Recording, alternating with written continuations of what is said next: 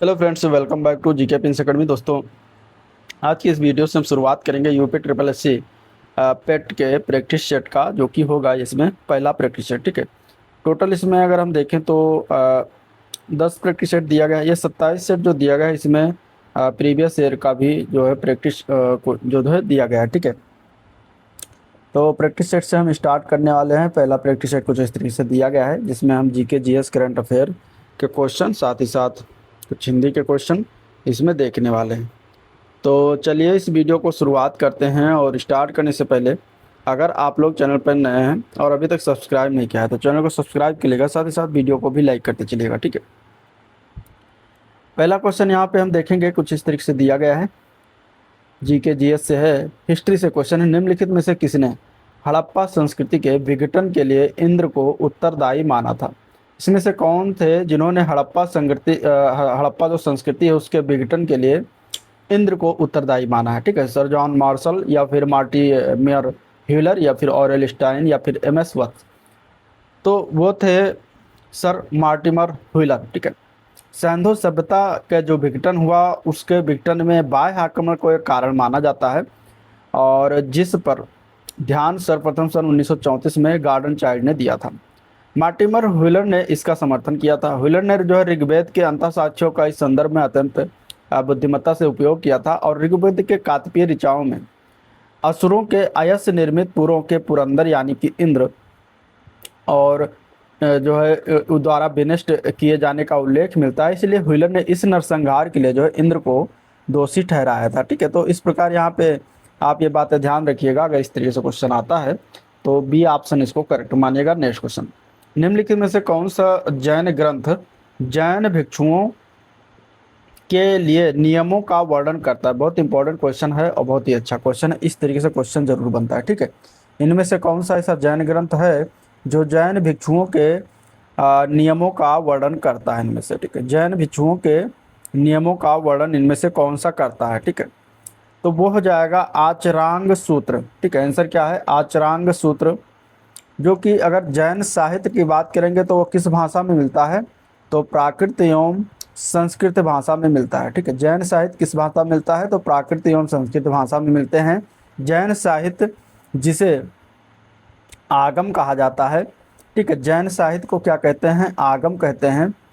और आगम जिसे कहते हैं, तो इनकी संख्या कितनी है? आगम की 12 बताई गई। कितनी बताई गई है?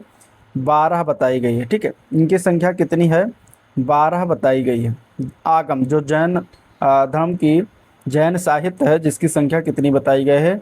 12 बताई गई है। ठीक है।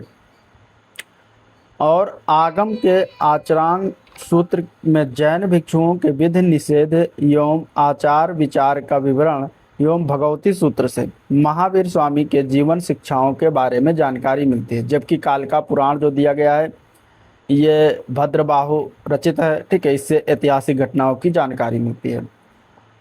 तो आंसर यहाँ पे आचरांग सूत्र हो जाएगा, जो कि दिया गया है ए पार्ट में। तो ए पार्ट बिल्कुल राइट है। नेक्स्ट क्वेश्चन देखते हैं, निम्नलिखित में से अशोक का कौन सा शिलालेख 5 यवन राज्यों में धर्म प्रचारकों को भेजने का वर्णन करता है? इसका आंसर क्या हो जाएगा?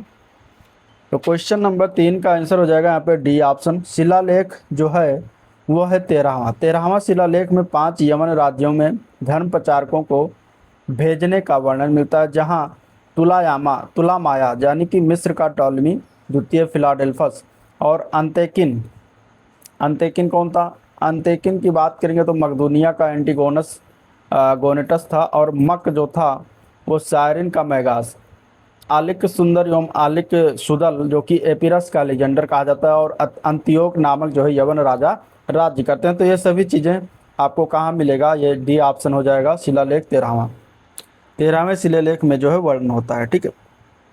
चलिए नेक्स्ट क्वेश्चन देते हैं, ऋग्वेद में उल्लिखित 10 राग युद्ध किस नदी के तट पर लड़ा गया था? 10 राग युद्ध जो है किस नदी के तट पर लड़ा गया था युद्ध क्षेत्र में, ये बताना है। ठीक है। और ये ऋग्वेद में उल्लिखित है। ठीक है। तो ऋग्वेद में ये उल्लिखित है 10 राग क्षेत्र युद्ध जो है कौन सी नदी के तट पर लड़ा गया था, इसको आपको बताना है। बढ़िया क्वेश्चन है। यहाँ पे आंसर हो जाएगा इसका सी ऑप्शन, परुशड़ी। यह ऋग्वेद के कौन से मंडल में वर्णन है? तो 7वां ठीक है। सातवां जो मंडल है उसमें 10 राज्य युद्ध अर्थात 10 राजाओं का युद्ध, ठीक है, इसमें 10 राजा मिलकर एक साथ युद्ध किए थे। तो 10 राजाओं का युद्ध का वर्णन कहाँ पर क्या मिलता है? सातवें मंडल में मिलता है ऋग्वेद के। यह युद्ध परशुड़ी नदी, अभी वर्तमान में इसको रावी नदी के नाम से जानते हैं, जिसके तट पर हुआ था, जिसके किनारे हुआ था। और यह युद्ध किस लिए था? तो उत्तराधिकार के लिए लड़ा गया था। इसमें राजा सुदास की विजय होती है तथा पूर्वों की संयुक्त सेना पराजित होती है।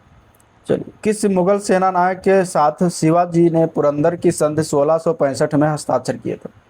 पुरंदर की संधि जो हुआ था 1665 में, वो छत्रपति शिवाजी थे और मुगलों के तरफ से सेनापति मिर्जा राजा जय सिंह के बीच जो है पुरंदर की संधि हुई थी। तो यहाँ पे जय सिंह हो जाएगा आंसर, यहाँ पे ए पार्ट इसका बिल्कुल राइट है। अगला क्वेश्चन देखते हैं। निम्न अवसरों में से किस एक पर जन गण मन पहली बार गाया गया? ठीक है, इंपॉर्टेंट क्वेश्चन है जन गण मन। यहाँ पे अगर हम बात करेंगे तो जन गण मन क्या है? तो भारत का राष्ट्रगान है, ठीक है, राष्ट्रगान है, जो कि ये किस पर एक इनमें से कौन सा कहाँ पर सर्वप्रथम गाया गया था? तो वो था 1911 का भारतीय राष्ट्रीय कांग्रेस का अधिवेशन, ठीक है। 27 दिसंबर को पहली बार 1911 में भारतीय राष्ट्रीय कांग्रेस के कलकत्ता अधिवेशन ये हुआ था, कलकत्ता में, जहाँ पर जन गण मन गाया गया था, ठीक है। इसकी अध्यक्षता किसने किया था? तो इस अधिवेशन की अध्यक्षता किया गया था विशन नारायण के द्वारा। तो ये भी ध्यान में रखिएगा, विशन नारायण के द्वारा, विशन नारायण धर थे जिन्होंने इसकी अध्यक्षता की थी, और इन्हीं की अध्यक्षता में सर्वप्रथम गाया गया था। भारत का राष्ट्रगान जो है बंगाली भाषा में रविंद्रनाथ टैगोर ने लिखा है। आंसर यहाँ पे इसका सी ऑप्शन बिल्कुल करेक्ट हो जाएगा। चलिए, निम्नलिखित में से किन्हें बम्बई त्रिमूर्ति के नाम से जाना जाता है? आंसर हो जाएगा सी ऑप्शन, मेहता, तेलंग और तैयब जी, ठीक है। इन्हें जो है बम्बई के 3 प्रमुख संप्रदाय का प्रतिनिधित्व करने वाले फिरोज शाह मेहता, बदरुद्दीन तैयब जी और केटी तेलंग को क्या कहते हैं? बम्बई त्रिमूर्ति कहते हैं। तो आंसर यहाँ पे सी ऑप्शन इसका बिल्कुल करेक्ट है। चलिए, भारत छोड़ो आंदोलन के समय कौन युवा महिला नेत्री अवज्ञा और प्रतिरोध का प्रतीक थी? उनका नाम क्या था? तो वो थी अरुणा आसिफ अली। आंसर यहाँ पे डी ऑप्शन इसका राइट है, ठीक है। चलिए, भारतीय राष्ट्रीय कांग्रेस की प्रथम भारतीय महिला अध्यक्ष निम्नलिखित में से कौन थी? प्रथम भारतीय महिला अध्यक्ष भारतीय राष्ट्रीय कांग्रेस की कौन बनी? उनका नाम क्या था? तो उनका नाम था जो है, इनमें से अगर हम देखें तो आंसर हो जाएगा ई ऑप्शन, उपयुक्त में से कोई नहीं। क्यों? क्योंकि जो सर्वप्रथम महिला बनी, प्रथम भारतीय महिला, वो 1925 का जो कानपुर अधिवेशन हुआ था उसमें बनाई गई थी। अधिवेशन की अध्यक्षता किया था सरोजनी नायडू ने, ठीक है, सरोजनी नायडू के द्वारा अध्यक्षता किया गया था। तो यहाँ पे आंसर हो जाएगा ये, ठीक है। ये क्या थी? कांग्रेस की अध्यक्ष नियुक्त होने वाली प्रथम भारतीय महिला थी। इन्हें इसमें हिंदी को राष्ट्रभाषा इस वाले अधिवेशन में माना गया था। जबकि 32वां जो अधिवेशन हुआ था 1917 में कलकत्ता में, जिसकी अध्यक्षता एनी बेसेंट ने किया था, जो कि किसी मतलब प्रथम महिला अध्यक्ष थी, वो भारतीय नहीं थी, इसलिए प्रथम महिला अगर पूछा जाएगा तो वो 1917 का एनी बेसेंट हो जाएगा। लेकिन प्रथम भारतीय महिला पूछा जाएगा तो वो सरोजनी नायडू उसमें होगा, ठीक है। चलिए, किसके सुझाव पर भारतीयों को साइमन कमीशन से बाहर रखा गया? भारतीयों को साइमन कमीशन से बाहर इसमें से कौन, किसके द्वारा ये सुझाव? भारत में साइमन कमीशन कब आया? तो 1928 में आया था। 1927 में इसका गठन हुआ था, जिसमें 7 अंग्रेज सदस्य थे, ठीक है। तो इसीलिए इसका विरोध हुआ, क्योंकि इसमें कोई भी भारतीय नहीं था। 3 फरवरी 1928 को आया, जिसे व्हाइट मैन यानी श्वेत कमीशन भी कहा जाता है। और इस कमीशन का उद्देश्य क्या था? भारत में संवैधानिक ढांचे का मूल्यांकन करना। तो इसीलिए भारत में इसका जो है विरोध हुआ कि जब भारत में संवैधानिक ढांचे का मूल्यांकन करना है और उसमें कोई भारतीय नहीं है तो ऐसा कैसा हो सकता है। और इसकी अध्यक्षता किया गया था साइमन के द्वारा। इसकी अध्यक्षता में जो है भारतीय संवैधानिक आयोग का गठन किया गया, और इरविन का सुझाव था, जिसमें यह कहा गया था कि भारतीयों को साइमन कमीशन से बाहर रखा जाए। तो इरविन इसका आंसर हो जाएगा डी ऑप्शन, ठीक है। चलिए, 9 डिग्री चैनल कहाँ पर अवस्थित है? 9 डिग्री चैनल की अगर बात करते हैं तो ये कहाँ पर अवस्थित है, किन किन के बीच? तो कावारत्ती और मिनिकाय के बीच ये है। आंसर ए पार्ट इसका करेक्ट हो जाएगा, ठीक है, कावारत्ती और मिनिकाय के बीच। 9 डिग्री चैनल जो है मिनिकाय कावारत्ती, जो कि लक्षद्वीप में, तो लक्षद्वीप या मिनिकाय या फिर कावारत्ती या मिनिकाय, तो दोनों एक ही है। 9 डिग्री चैनल लघु अंडमान और कार निकोबार के द्वीप अगर बात करेगा तो 10 डिग्री चैनल आता है, ठीक है। मालदीव और मिनिकाय के बीच अगर बात करेगा तो मालदीव और मिनिकाय के बीच 8 डिग्री चैनल आता है। भारत श्रीलंका के मध्य जो है पाक की खाड़ी या मन्नार की खाड़ी आती है, जैसे भी याद रखिएगा। अगला क्वेश्चन, भूमध्य सागरीय जलवायु की विशेषता क्या होती है? भूमध्य सागरीय जलवायु की विशेषता उष्ण ग्रीष्म ऋतु एवं आर्द्र जाड़े की ऋतु होती है। यहाँ पे आंसर इसका करेक्ट, ए पार्ट करेक्ट हो जाएगा। ठीक है, भूमध्य सागरीय जलवायु की विशेषता। चलिए क्वेश्चन नंबर 13, मकर संक्रांति के समय कर्क रेखा पर दोपहर के सूर्य का उन्नतास कितना होता है?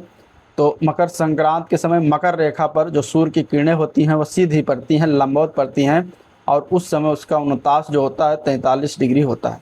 तो आंसर यहाँ पे बी ऑप्शन इसका करेक्ट हो जाएगा। ठीक है, निम्नलिखित नदियों में से किनके मध्य विष्ट दोआब फैला हुआ है? विष्ट दोआब जो है वो ब्यास और सतलज के बीच फैला हुआ है। आंसर यहाँ पे बी ऑप्शन इसका करेक्ट हो जाएगा। विष्ट दोआब क्या है? मैदानी क्षेत्रों में प्रवाहित होने वाली दो नदियों के बीच का जो विस्तृत क्षेत्र होता है उसको दोआब कहते हैं, और सतलज और ब्यास के बीच का जो है दोआब विष्ट दोआब कहलाता है। ठीक है, विष्ट दोआब। एक होता है बारी दोआब।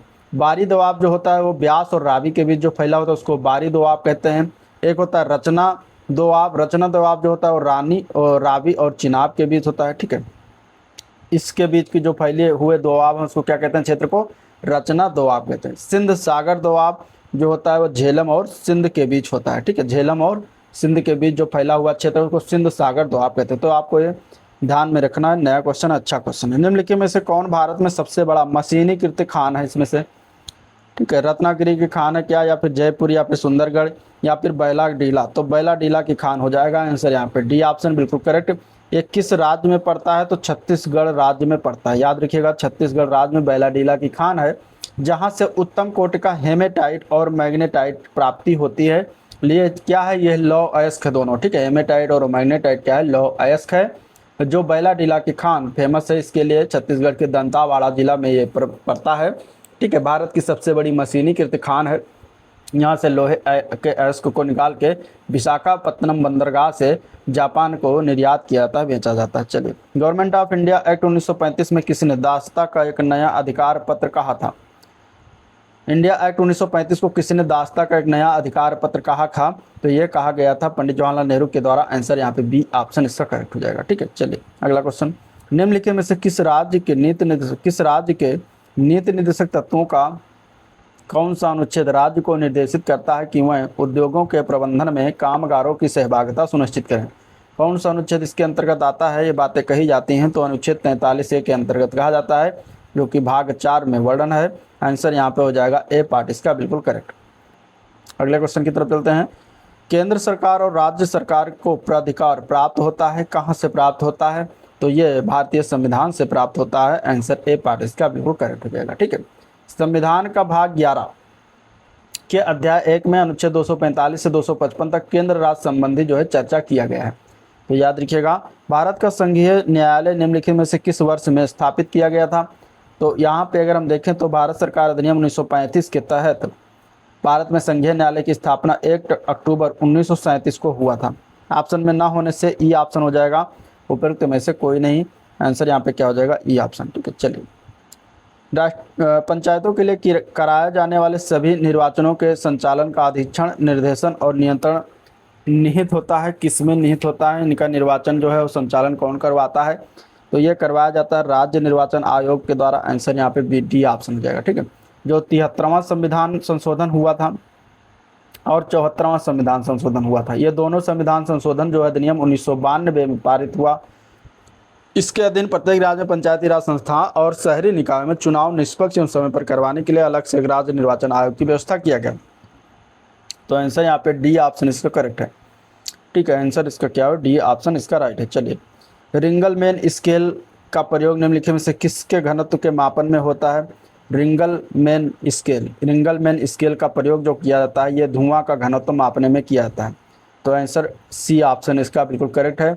इसका आविष्कार जो किया गया था फ्रांस के कृषि वैज्ञानिक थे मैक्सिमिलियन रिंगलमैन, उनके द्वारा किया गया था। ध्वनि क्या होती है? ध्वनि की तीव्रता की मापक इकाई क्या होती है? डेसिबल होती है। तो ये याद रखिएगा, रिंगलमैन स्केल का प्रयोग धुआं मापने के लिए किया जाता है, धुआं का घनत्व। ठीक है, निकट दृष्टि दोष का इलाज किया जाता है कौन से लेंस को लगाकर? तो निकट दृष्टि दोष का इलाज किया जाता है अवतल लेंस लगाकर।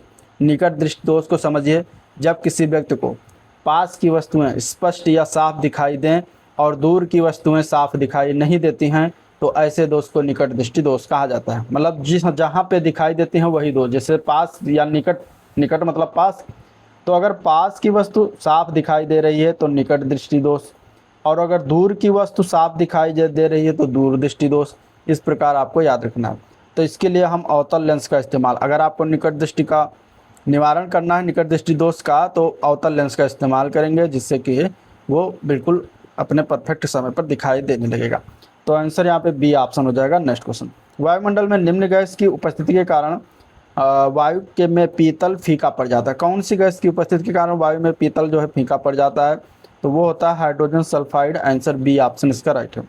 जीव विज्ञान नाम किसके द्वारा दिया गया था? अगला प्रश्न है, तो ये लेमार्क के द्वारा दिया गया था। बी ऑप्शन करेक्ट हो जाएगा। ये जर्मनी के वैज्ञानिक, फ्रांस के वैज्ञानिक थे लेमार्क, और एक थे ट्रेविनेरस जो कि जर्मनी के वैज्ञानिक थे। इन्होंने 1801 में नाम दिया था। आंसर बी पार्ट बिल्कुल करेक्ट है। पोलियो के टीके की खोज जो है किसके द्वारा किया या किसने किया था? तो ये किया गया था जॉन सॉल्क के द्वारा 1952 में। ठीक है, 1952 में पोलियो का टीका का खोज किया जॉन सॉल्क ने। ठीक है, ये अमेरिका के निवासी थे। फ्लेमिंग ने क्या किया? 1929 में फ्लेमिंग ने जो है पेनिसिलिन की खोज की थी, इंग्लैंड के निवासी थे। ठीक है, टीबी के, अगर टीबी जो है बैक्टीरिया, उसकी खोज रॉबर्ट कोच ने किया था। ठीक है, टीबी के बैक्टीरिया की खोज किसने किया था? रॉबर्ट कोच ने किया था। एडवर्ड जेनर की बात करेंगे तो 1796 में, ठीक है, 1796 में इन्होंने चेचक के टीके की खोज किया था। तो चारों इंपॉर्टेंट है नाम, आपके एग्जाम पॉइंट ऑफ व्यू से याद रखिएगा। अगला क्वेश्चन, निम्नलिखित में से किस समिति द्वारा भारत में गरीबी के आकलन हेतु पहली बार स्वास्थ्य एवं शिक्षा पर होने वाले निजी व्यय को भी शामिल किया गया है? तो कौन सी समिति थी जिसके द्वारा शामिल किया गया है? तो वो हो जाएगा तेंदुलकर समिति। आंसर सी ऑप्शन हो जाएगा। ठीक है, सर्वप्रथम क्षेत्रीय ग्रामीण बैंक की शुरुआत कब हुई? सर्वप्रथम क्षेत्रीय ग्रामीण बैंक की शुरुआत हुई थी 1975 में। आंसर सी ऑप्शन इसका बिल्कुल करेक्ट हो जाएगा। कौन सी आयोग? तो ये जो क्षेत्रीय ग्रामीण बैंक थी, इसकी स्थापना जो किया गया था R.G. सरैया। ठीक है, R.G. सरैया आयोग, R.G. सरैया आयोग के संस्तुति पर किया गया था। ये भी ध्यान में रखिएगा। अगले क्वेश्चन की तरफ चलते हैं। राष्ट्रीय खाद्य सुरक्षा नियम लागू हुआ, राष्ट्रीय खाद्य सुरक्षा अधिनियम कब लागू हुआ? तो राष्ट्रीय खाद्य सुरक्षा अधिनियम 2013 में। ठीक है, 2013 में सितंबर में भारत सरकार द्वारा अधिसूचित किया गया। तो आंसर यहाँ पे ई ऑप्शन इसका करेक्ट है, उपयुक्त में से कोई नहीं। ठीक है, अधिनियम जो है लागू माना जाता है 5 जुलाई 2013 को। चलिए, भारत में national food for work programme किस वर्ष शुरू किया गया था? ये शुरुआत हुआ था 14 नवंबर 2004 को। ठीक है, तो आंसर यहाँ पे ए पार्ट इसका करेक्ट हो जाएगा। नेक्स्ट क्वेश्चन देखते हैं, मुक्त बाजार अर्थव्यवस्था का एक इसमें से प्रमुख कौन सा पहलू होगा? मुक्त बाजार अर्थव्यवस्था जो होता है ये पूंजीवाद का एक प्रमुख पहलू है। तो आंसर सी ऑप्शन हो जाएगा। ठीक है, जिसमें क्या होता है, माल और सेवाओं की कीमत जो होती है खुले बाजार में निर्धारित किया जाता है। पूंजीवाद उत्पत्ति के साधनों का प्रमुख भाग पूंजी उद्योगों में कार्यरत होता है। इसमें निजी संपत्ति का अधिकार होता है, जिसका प्रयोग व्यक्ति के द्वारा स्वयं के लाभ के लिए किया जाता है। अगला क्वेश्चन, चपचार कुट किस राज्य का एक त्यौहार है? ठीक है, चपचार कुट जो यह झूम ऑपरेशन से सबसे कठिन कार्य यानी जंगल साफ करने यानी जलने के अवशेषों को साफ करना के पूरा होने के बाद मार्च के दौरान मनाया जाता है यह त्यौहार।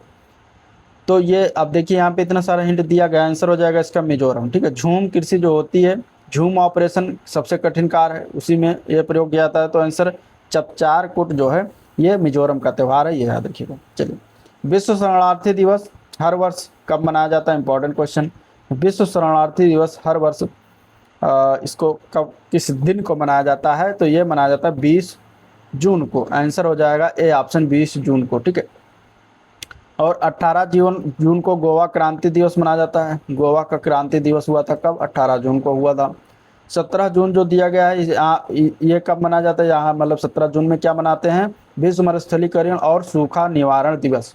22 मई, ठीक है, 22 मई को अंतर्राष्ट्रीय जैव विविधता दिवस मनाया जाता है। तो बहुत इंपॉर्टेंट है। चलिए, 1948 ओलंपिक खेलों का आयोजन स्थल, जब 1948 में ओलंपिक खेल था तो कहाँ पर आयोजन हुआ था? तो ये हुआ था लंदन में। आंसर यहाँ पे हो जाएगा इसका बी ऑप्शन। ठीक है, लंदन में। चलिए, नेक्स्ट क्वेश्चन। अब इसमें इंपॉर्टेंट क्या है, 1948 का जो ओलंपिक खेल हुआ था ये लंदन में हुआ था। इसमें किसने जीता था? तो इसी ओलंपिक में भारतीय हॉकी टीम ने मेजबान इंग्लैंड को हराकर गोल्ड मेडल जीता था। ठीक है, तो ये इंपॉर्टेंट है, याद रखिएगा। वन अनुसंधान संस्थान देहरादून की स्थापना इंपीरियल वन अनुसंधान संस्थान के रूप में किया गया था। किस वर्ष इसे इंपीरियल वन अनुसंधान संस्थान के रूप में स्थापित किया गया था? तो इसको किया गया था 1906 में। आंसर ए पार्ट इसका करेक्ट हो जाएगा। राष्ट्रीय नमक सत्याग्रह स्मारक कहाँ स्थित है? राष्ट्रीय नमक सत्याग्रह स्मारक जो है ये गुजरात में है। गुजरात में हो जाएगा। आंसर ए पार्ट बिल्कुल करेक्ट है। नवसारी जिला दांडी में स्थित है। 2019 में महात्मा गांधी के पुण्यतिथि के अवसर पर जो है ये इसको राष्ट्र को समर्पित किया गया था। भारत के कितने राज्य और केंद्र शासित प्रदेश उत्तर प्रदेश के सीमावर्ती हैं? उत्तर प्रदेश की सीमावर्ती दोनों पूछा गया है तो टोटल 9 हो जाएगा। ठीक है, 8 राज्य हैं और 1 केंद्र शासित प्रदेश है दिल्ली, तो टोटल 9 है। तो आंसर यहाँ पे 9 है नहीं, तो आंसर हो जाएगा ई ऑप्शन, उपयुक्त में से कोई नहीं। ठीक है, कनाडा की राजधानी का नाम क्या है? कनाडा की राजधानी का नाम क्या है? कनाडा की राजधानी का नाम है ओटावा, जो कि दिया गया है डी ऑप्शन, तो डी ऑप्शन करेक्ट हो जाएगा। ठीक है, ओटावा। ओटावा कहाँ की राजधानी है? कनाडा की राजधानी। ओस्लो कहाँ की राजधानी है? नॉर्वे की राजधानी है। ठीक है, ओस्लो कहाँ की राजधानी है? नॉर्वे की राजधानी। तो याद रखिएगा ये ऑस्ट्रेलिया में पड़ता है। अगले क्वेश्चन की तरफ बढ़ते हैं। राज्य की मंत्रिपरिषद सामूहिक रूप से इसकी किसके प्रति जिम्मेदार होती है? इनमें से तो राज्य की मंत्रिपरिषद जो होती है सामूहिक रूप से अनुच्छेद 164 के 2 में, ठीक है, अनुच्छेद 164 के 2 में के अनुसार ये विधानसभा के प्रति इसकी जिम्मेदार होती है। तो आंसर यहाँ पे बी ऑप्शन करेक्ट है। मधुशाला इनमें से किनकी कृति है? तो मधुशाला, मधुबाला ये सभी हरिवंश राय बच्चन की कृति है। आंसर सी ऑप्शन करेक्ट हो जाएगा। ठीक है, मैथिली शरण गुप्त का फेमस किताब भारत भारती, जो बहुत बार पूछा जाता है एग्जाम में, याद रखिएगा। रविंद्रनाथ टैगोर का जो है चित्रांगदा, याद रखिएगा। ठीक है, चित्रांगदा। और गीतांजलि, गीतांजलि भी याद रखिएगा, इंपॉर्टेंट है, इन्हीं की बुक है। ठीक है, जयशंकर प्रसाद की बात करें तो इनका कामायनी, कामायनी, आंसू, ठीक है, आंसू और लहर अन्य किताबें हैं जो याद रखिएगा। यहाँ पे आंसर इसका सी ऑप्शन करेक्ट है। अगला क्वेश्चन, उस्ताद जाकिर हुसैन का संबंध किस संगीत के किस वाद्य यंत्र से है? उस्ताद जाकिर हुसैन क्या बजाते थे? तो ये थे तबला वादक। कौन थे? तबला वादक थे। आंसर बी ऑप्शन इसका करेक्ट है। सितार वादक पंडित रविशंकर, रविशंकर का नाम याद रखिएगा सितार वादक में। ठीक है, रविशंकर। और सरोद वादक तो अमजद अली खां, अमजद अली खां कौन थे? सरोद वादक थे। ठीक है, बांसुरी में हरिप्रसाद चौरसिया का नाम याद रखिए, हरिप्रसाद चौरसिया, पन्नालाल घोष, ये सभी बांसुरी वादक हैं। चलिए अगला क्वेश्चन में बताना, निम्नलिखित में से कौन सी सबसे भिन्न जो है सबसे बड़ी है इनमें से? तो 7/9, 6/7, 22/25, 11/13। इसमें हम क्या करेंगे, इनको डिवाइड करिए। तो 7/9 को डिवाइड करेंगे 9 से, तो ये हो जाएगा 0.777। ठीक है, 6/7 को अगर डिवाइड करते हैं तो ये आ जाता है 0.857। 22/25 को तो ये 0.88 आ जाता है। ठीक है, 11/13 अगर डिवाइड होता है तो 0.84 आ जाता है। अब इसमें आप समझ सकते हैं कि कौन सी भिन्न सबसे बड़ी हो जाएगी, तो वो हो जाएगा 22/25 वाला, जो कि 0.88 इसका आ रहा है, इससे सबसे कम है। तो आंसर यहाँ पे बी ऑप्शन इसका करेक्ट है। दिए गए व्यंजक को सरल करना है आपको। यहाँ पे देखिए 9, 0.9, 0.09, 0.009, इसके बाद 1/3 इस तरीके से करके दिया गया है। आप यहाँ पे क्या करेंगे, इसमें अगर आप दशमलव हटाएंगे तो नीचे 10 हो जाएगा, यहाँ पे दशमलव हटाएंगे तो नीचे 100 हो जाएगा, यहाँ पे दशमलव हटाएंगे तो नीचे जो है 1000 हो जाएगा। और इसी प्रकार यहाँ पे दशमलव हटेगा 3 पे तो यहाँ पे 10 हो जाएगा, यहाँ पे जो है 2 अंक के बाद लगा तो 100 हो जाएगा, और यहाँ पे 1000 हो जाएगा। इस प्रकार आ जाएगा। अब क्या देखते हैं, यहाँ पे 1000 से 1000 कैंसिल हो रहा है, 100 से 100 कैंसिल हो रहा है, 10 से 10 कैंसिल हो रहा है। इसके बाद बचता क्या है, 3, तो 3 से डिवाइड करिए। ठीक है, 3 त्रिक्का 9, फिर 3 से डिवाइड करिए, 3 त्रिक्का 9, फिर 3 से डिवाइड करिए 3, कितना आ गया, 3 त्रिक्का 9, 27 गुणे 9, 27 गुणे 9 कितना हो जाएगा, तो 243 होगा, जो कि दशमलव पहले से ही हट गया है। तो आंसर यहाँ पे सी ऑप्शन इसका करेक्ट हो जाएगा। ठीक है, इस प्रकार लगाना है क्वेश्चन। ये मैथ के कुछ क्वेश्चन हैं जिसको हम बाद में हल करा देंगे एक अलग वीडियो लाकर, जहाँ पे आप इसको देख सकते हैं। ठीक है, मैथ के जो डीआई है और ग्राफ राफ का जो क्वेश्चन आता है 20 क्वेश्चन, उसको हम ग्राफ का एक अलग लेकर आएंगे पूरा वीडियो। ठीक है, एक कक्षा की परीक्षा में 5 छात्रों के प्राप्तांकों का औसत 39.20 है, और उनमें से 3 के प्राप्तांकों का औसत 41 है। शेष 2 छात्रों के प्राप्तांकों का औसत ज्ञात करना है। तो इसमें क्या करेंगे, जो 5 छात्रों के प्राप्तांकों का औसत 39.20 है, तो इनको अगर हम कुल योग निकालें तो 39.2 गुणे 5 करेंगे तो आ जाएगा 196 टोटल आ गया। 3 छात्रों के प्राप्तांकों का कुल योग कितना हो जाएगा, तो इनका जो है 41 है, तो 41 गुणे 3 करेंगे तो कितना हो जाएगा 123। तो इस प्रकार अगर हम शेष 2 छात्रों का जो औसत निकालना है उसको निकालते हैं तो 196 में से 123 घटा देंगे तो हमें 2 छात्रों का क्या प्राप्तांक पता चल जाएगा, और उनको हम कर देंगे 2 से डिवाइड तो हमें औसत पता चल जाएगा। तो ये हमारा आ जाएगा, कर लीजिएगा 36.5 आ जाएगा। आंसर यहाँ पे बी ऑप्शन हो जाएगा। ठीक है, इसी प्रकार लगाना होता है। नेक्स्ट क्वेश्चन, ए ने दोपहर 1 बजे से 40 किलोमीटर प्रति आवर की स्पीड से या चाल से यात्रा आरंभ की। बी ने दोपहर 1:40 पर उसी स्थान से 50 किलोमीटर प्रति घंटा की चाल से उसी दिशा में चलना प्रारंभ किया। बी को ए तक पहुंचने में कितने मिनट लगेंगे? ए की चाल कितना दिया गया है? 40 किलोमीटर। ठीक है, बी की चाल कितनी दी गई है? 50 किलोमीटर प्रति घंटा। इसके बाद अब ए द्वारा 40 मिनट अर्थात 40/60 घंटे में चली गई दूरी अगर हम निकालें तो दूरी बराबर समय गुणे चाल हो जाता है, यानी कि 40/60 इंटू 40 कर देते हैं, और यहाँ पे इसको आप सॉल्व करेंगे तो आपका आ जाएगा 160/6 किलोमीटर उसके द्वारा चली गई दूरी हो जाएगी। अब बी जो है 160/6 किलोमीटर की दूरी को तय करके ए तक पहुँच जाता है, तो समय कितना हो जाएगा? तो दूरी यहाँ पे निकाल लिया 160/6। अब समय निकालने के लिए चालों के अंतर से हम डिवाइड कर देंगे तो 50 - 40 यानी 10 आ जाता है। अब इसको डिवाइड करने के बाद आपका जो है आंसर कितना आ जाएगा? 16/6 घंटा। अगर आप इसको मिनट में बदलते हैं तो 16/6 इंटू 60 मिनट, 6 दाएं 60 यानी कि 160 मिनट हो जाएगा। ठीक है, 160 मिनट इसका राइट आंसर हो जाएगा। ऑप्शन में ना होने से इसका ऑप्शन सही है, ई ऑप्शन उपयुक्त में से कोई नहीं। चलिए नेक्स्ट क्वेश्चन है, लुधियाना शहर की जनसंख्या प्रतिवर्ष 20% वृद्धि होती है। यदि इसकी वर्तमान जनसंख्या 8,47,000 है तो 2 वर्षों में इसकी जनसंख्या कितनी हो जाएगी? 2 वर्ष के बाद जनसंख्या निकालना है तो ये 8,47,000 इंटू 1 + 20/100 की पावर 2 कर दीजिए। ठीक है, और इसको सॉल्व करिए तो 8,47,000 इंटू 36/25 हो जाएगा ये, और इसके बाद इसको आप काट पीट के गुणा भाग करेंगे तो ये आपका आंसर इसमें डी ऑप्शन हो जाएगा। ठीक है, डी ऑप्शन आ जाएगा। चलिए नेक्स्ट क्वेश्चन देखते हैं।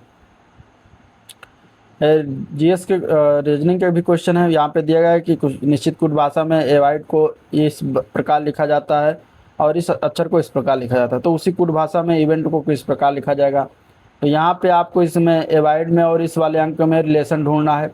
रिलेशन है, अगर ए को अगर उल्टे विपरीत अक्षर क्रमांक में लिखते हैं तो ए का हो जाता है 26, क्योंकि पहले नंबर पर है, 27 में से 1 करेंगे 26, और वी का इसी प्रकार 5 आ जाता है। ठीक है, वो का आ जाता है 12 उल्टा क्रम में देखेंगे अगर तो। ठीक है, और आई का 18, डी का हो जाता है 23। आप 26 में 2 6 जोड़ देंगे तो 6 2 8 आ जाता है, 5 ऐसे लिख देते हैं डिजिट, फिर 2 1 12 को जोड़ दे तो 3 आ जाएगा, फिर इसके बाद 8 1 9 हो जाएगा और 3 2 5 हो जाएगा। तो यहाँ पे एक रिलेशन मिला कि कुछ इस तरीके से इसमें जोड़ा घटाया गया। तो इसी प्रकार हम यहाँ पर भी आप इसको भी वेरीफाई करेंगे और यही सेम निकलेगा, और इवेंट में वही हम अप्लाई कर देंगे। इसका विपरीत हो जाएगा 22, वी का विपरीत हो जाएगा 5, ई का विपरीत 22, एन का विपरीत कितना हो जाता है 13। ये 27 में से इसका नेक्स्ट जो सीरियल क्रम है उसको घटाएंगे तो आपका जो है विपरीत वाला आ जाता है।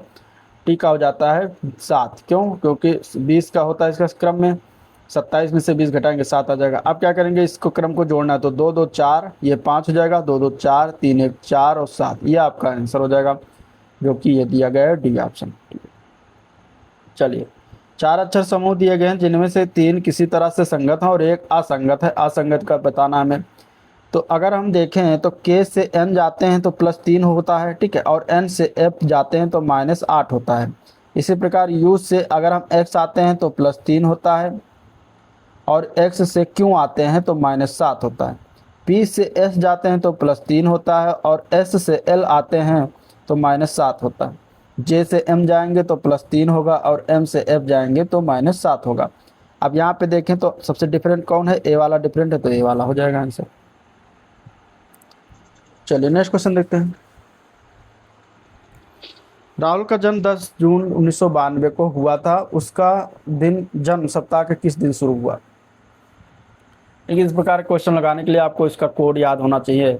दिनांक दिया गया है इसमें 10, जून का कोड कितना होता है? 5 होता है, और वर्ष का कोड की बात करते हैं तो वर्ष यहाँ पे दिया गया है 92, 1992। ठीक है, वर्ष हो जाएगा।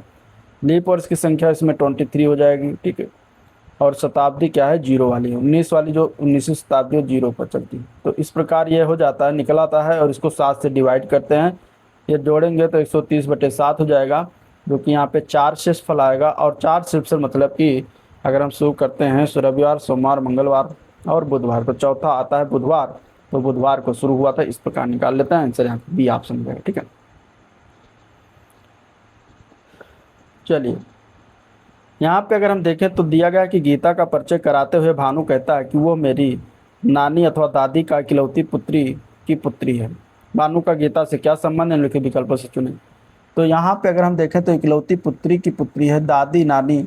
अब भानु की बात करते हैं तो गीता का परिचय कराते हो। ठीक है, तो गीता का परिचय कराता हुआ, गीता का परिचय भानु कराता हुआ कहता है कि ये कौन है, तो भानु वो मेरी दादी या नानी।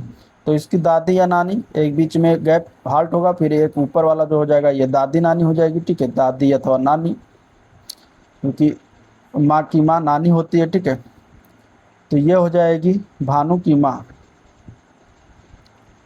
अब कह रहा है कि वह मेरी दादी नानी की इकलौती पुत्री, इकलौती पुत्री तो इसकी माँ ही हो जाएगी इकलौती पुत्री। ठीक है, इकलौती पुत्री की पुत्री है, तो इकलौती पुत्री की पुत्री यानी कि ये इसकी पुत्री है, इस प्रकार कह रहा है।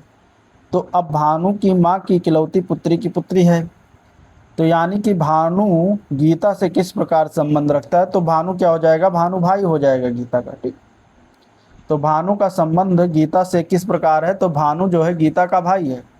तो यहाँ पे आंसर इसका भाई हो जाएगा, जो कि बी ऑप्शन में दिया गया।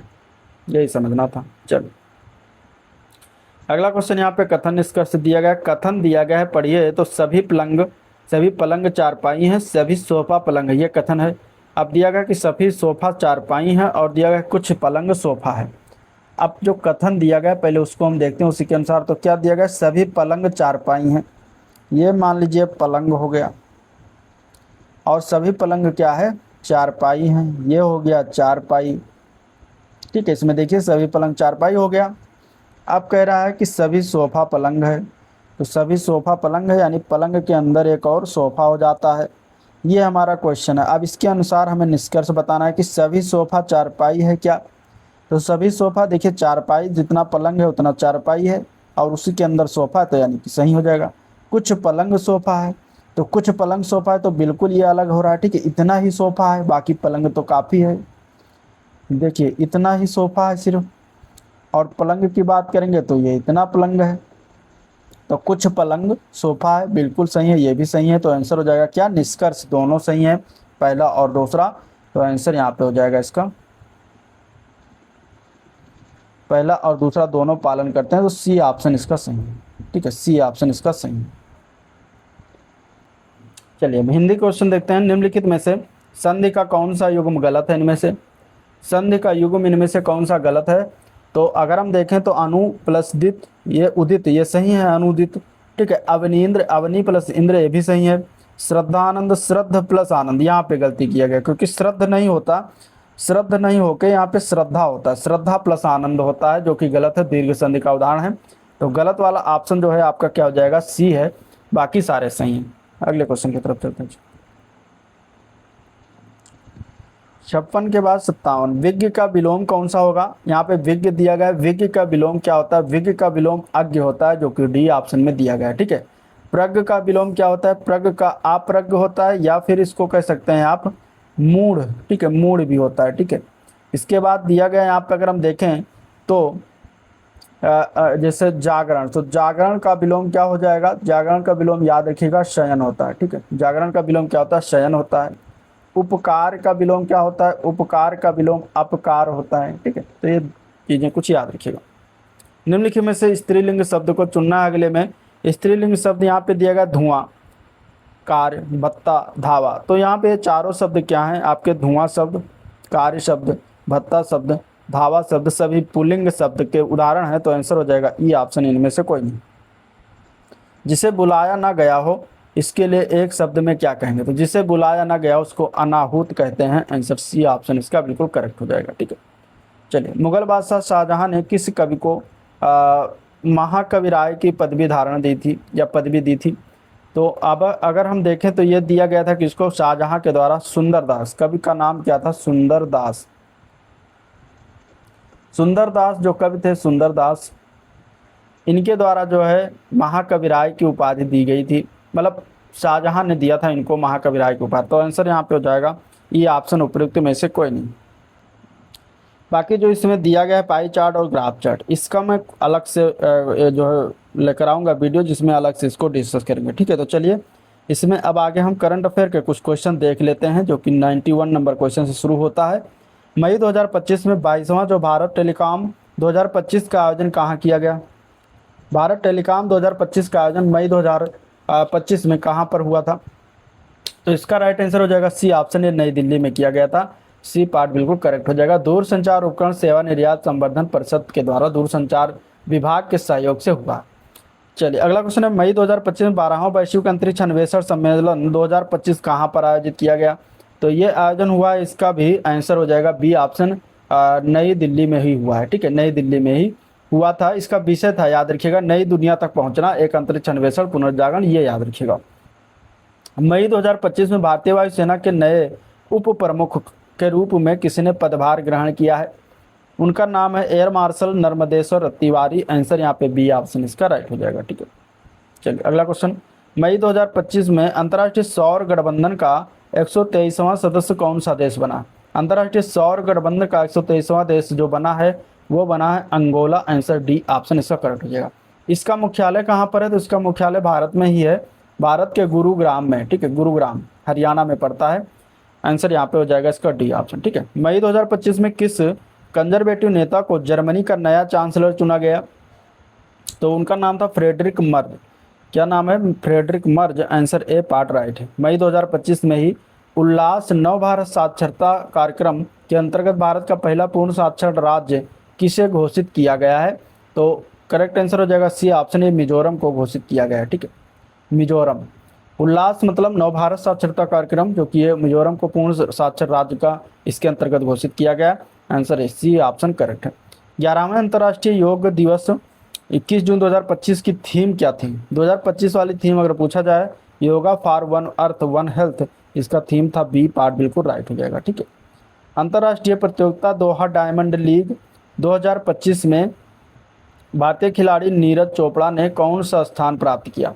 उनका नाम अगर देखें तो इन्होंने द्वितीय स्थान प्राप्त किया था इसमें। ठीक है, आंसर यहाँ पे बी ऑप्शन करेक्ट हो जाएगा। प्रथम स्थान जो था वह जर्मनी का था, जूलियन वेबर। उन्होंने 91 मीटर भाले को फेंका। ठीक है, प्रथम स्थान प्राप्त किया, और इन्होंने फेंका था 90.23 मीटर।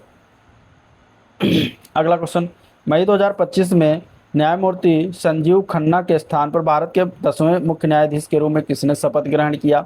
उनका नाम क्या है, तो उनका नाम था न्यायमूर्ति भूषण राम कृष्ण गवई। ठीक है, ये मई 2025 में बने थे। ठीक है, अभी देखा जाए तो कौन है, तो वो भी जस्टिस सूर्यकांत था। अगला क्वेश्चन, प्रत्येक वर्ष राष्ट्रीय प्रौद्योगिकी दिवस कब मनाया जाता है। राष्ट्रीय प्रौद्योगिकी दिवस हर वर्ष 11 मई को मनाते हैं। आंसर यहाँ पे डी ऑप्शन इसका करेक्ट हो जाएगा। तो ये था ओवरऑल वीडियो जिसको हम लोगों ने देखा, डिस्कस किया। वीडियो पसंद आया हो तो लाइक करिए, चैनल को सब्सक्राइब नहीं कर सब्सक्राइब करिएगा, साथ ही साथ शेयर भी कीजिएगा अपने दोस्तों में। तो आज का वीडियो में एंड करते हैं, मिलते हैं नेक्स्ट में। तब तक के लिए थैंक यू।